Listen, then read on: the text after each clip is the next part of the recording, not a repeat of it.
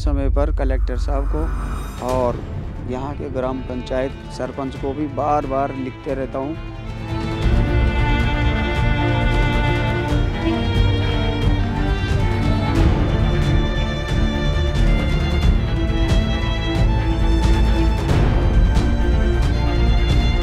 प्रशासन वाले वन विभाग वाले रोक देते हैं उनको, जब भी कार्रवाई उनकी होती है ना, उनको निर्माण होता है, कुछ भी करते हैं ना, तब वो वन विभाग वाले आकर वहाँ बंद कर देते हैं। लिखी है ना, हाँ, अभी और दे देंगे चिट्ठियाँ। जहाँ बिल्डिंग नहीं है उन बिल्डिंगों को दिलाएंगे। अब मैं रिपोर्ट ले रहा हूँ जिला शिक्षा अधिकारी के माध्यम से, और मैं खुद भी अब मेरे कार्यकर्ताओं को भिजवा के उनसे रिपोर्ट ले रहा हूँ। TV9 राजस्थान ने जयपुर के झाल सुरेठी गांव के सरकारी स्कूल का हाल देखा तो इस खबर को राजस्थान की सबसे बड़ी खबर के तौर पर चलाया। संवाददाता ध्वज आर्य ने सरपंच से लेकर जमवारामगढ़ के विधायक तक से सवाल पूछ डाले, तब जाकर इस स्कूल की बदहाली पर सरकारी सिस्टम की निगाह पड़ी। दरअसल इस मामले में पहले भी स्कूल में तैनात इकलौते शिक्षक सरकारी अधिकारियों से लेकर नेताओं तक को परेशानी बताने के लिए अपनी चप्पलें घिस रहे थे, लेकिन प्रशासन और शासन के कानों पर चूं तक नहीं रेंगे। मैंने समय समय पर कलेक्टर साहब को और यहाँ के ग्राम पंचायत सरपंच को भी बार बार लिखते रहता हूँ, और हर साल है जो सरपंच को अवगत कराता रहता हूँ, लेकिन कोई सुनवाई नहीं होती है।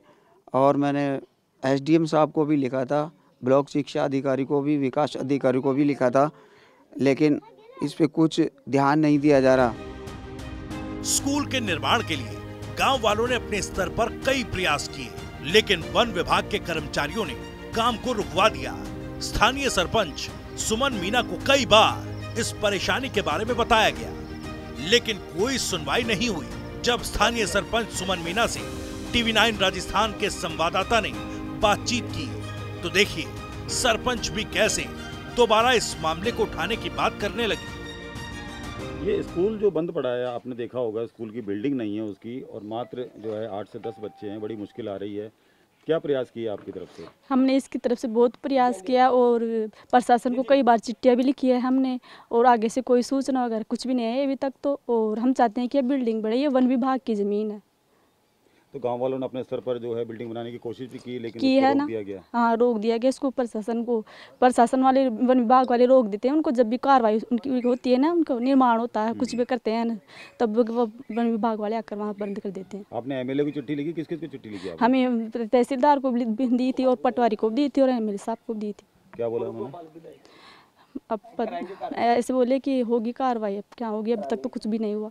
ये 4-5 साल हो गए इसको, सरकार भी बदल गई, लेकिन हाँ, फिर भी कुछ नहीं हुआ। कुछ भी नहीं हुआ अभी तक तो। बच्चों की परेशानी हो रही है, बच्चे पढ़ाई कर रहे हैं, लेकिन वहाँ पर उनको जान को भी खतरा है, जंगली जानवर आ जाए, कुछ आ जाए, तो इसके लिए भी जो है बच्चे परेशान हो रहे हैं। तो क्या आपने अब दोबारा कोई चिट्ठी लिखेंगे दोबारा से, या कोई बात करेंगे आप? लिखी है ना जी, हाँ, अभी और दे देंगे चिट्ठियाँ, लेकिन कोई सुन नहीं रहा। हाँ। वहीं स्थानीय विधायक महेंद्र पाल मीना से सवाल किया गया तो उन्होंने इस खबर को दिखाए जाने के बाद अधिकारियों से स्कूल पर रिपोर्ट मांगने की बात कही। ये स्कूल है जी, वहाँ स्कूल की बिल्डिंग ही नहीं है, और बताया जा रहा है कि बच्चे हैं काफ़ी परेशान हो रहे हैं। जंगल के बीच में ये जो है पूरी तरीके से स्कूल चल रहा है। देखिए मेरी जानकारी में है, स्कूल के लिए ज़मीन की सब परेशानी आ रही है। वहाँ पर वन विभाग की ज़मीन होने की वजह से वन विभाग उसकी अनुमति नहीं दे रहा है। हम इसके बारे में चिट्ठी पत्र भी लिखा है, और मैं जल्दी हमारे राजस्थान के वन मंत्री जी से और CM साहब से मिलकर इस स्कूल के लिए ज़मीन अलॉटमेंट करा के फॉरेस्ट NOC लेकर इसमें काम करवाएंगे। लोगों को आशाएं हैं आपसे कि महेंद्र पाल जी जो है MLA बनेंगे, और उसके बाद में आपको वोट दिया उन्होंने, उनका कहना है कि महेंद्र पाल जी से आशाएं हैं कि जल्दी इसका कोई समाधान निकलेगा। तो कब तक आपको लगता है कि इसका समाधान निकल? 100% जनता ने जिस भाव से, जिस आशाओं के साथ मुझे चुना है, मैं जनता की उन आशाओं को खरा उतर के जनता की जितनी भी काम है, वन विभाग की जो स्कूल का संबंध है, उस स्कूल को भी हम जल्दी उसके NOC ला के स्कूल का काम करवाएंगे। और स्कूल के साथ ही हमारे जमवारामगढ़ की बहुत सारी सड़कें हैं जो वन क्षेत्र से आती है, उनकी भी विभाग द्वारा कार्रवाई की जा रही है, उनके भी एनओसी लेकर उन सड़कों को करवाएंगे। लेकिन जिला शिक्षा अधिकारी से हमारी बात हुई, इसके अलावा और भी कई ऐसे स्कूल हैं कि जिन पर इस तरीके की समस्या, क्या उनको भी जो है पूरी तरीके से, जिनकी बिल्डिंगें नहीं है उनको सही कराया जाएगा, बिल्डिंगें दिलाई जाएंगी? जहाँ बिल्डिंगें नहीं हैं उन बिल्डिंगों को दिलाएंगे। अब मैं रिपोर्ट ले रहा हूँ जिला शिक्षा अधिकारी के माध्यम से, और मैं खुद भी अब मेरे कार्यकर्ताओं को भिजवा के उनकी रिपोर्ट ले रहा हूँ कि कहाँ बिल्डिंग नहीं है, कहाँ बिल्डिंग के जीर्ण शीर्ण हो गया, कहीं टूट गई, कहीं पानी टपक रहा है। उन सब स्कूलों का हम सर्वे करवा के उनको रिपोर्ट देकर सरकार से सबको मंजूर करवाएंगे। हालांकि ये केवल इकलौता स्कूल नहीं जिसके पास भवन तक नहीं।